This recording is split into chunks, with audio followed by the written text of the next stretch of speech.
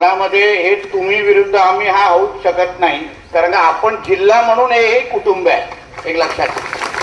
आणि म्हणून मला इथे येणं हे कुठल्या राजकीय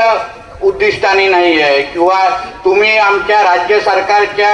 विरोधात काय करत असा नाही आहे. पण आपला सिंधुदुर्ग जिल्हा, जी ही मुलं आज ह्या उन्हातानात बसलेली आहेत, ते आपल्या जिल्ह्याचं भविष्य आहे आणि त्यांना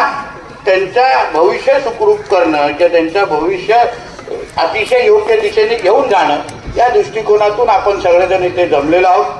सर्वात प्रथम तर मी आपल्याला विश्वास देतो की या संदर्भात ह्याच्या अगोदर पण जे आपले आत्ताचे शिक्षण मंत्री आहेत सन्मान्य भुसेजी,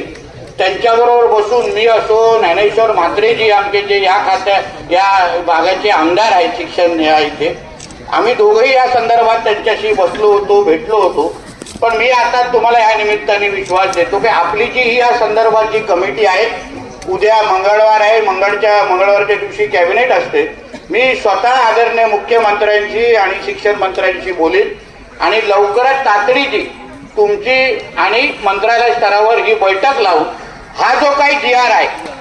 हा GR मध्ये सर्वात महत्वाचा म्हणजे अगर आपल्या सिंधुदुर्गात कोकणावर अगर अशा पद्धतीचे GR अगर अडचणीचे असतील, कारण का मला नेहमी वाटतं, आम्हाला लोकप्रतिनिधी म्हणून आमच्या नेहमी सगळ्यांच्या भावना आहेत की सरकारने कोकणाकडे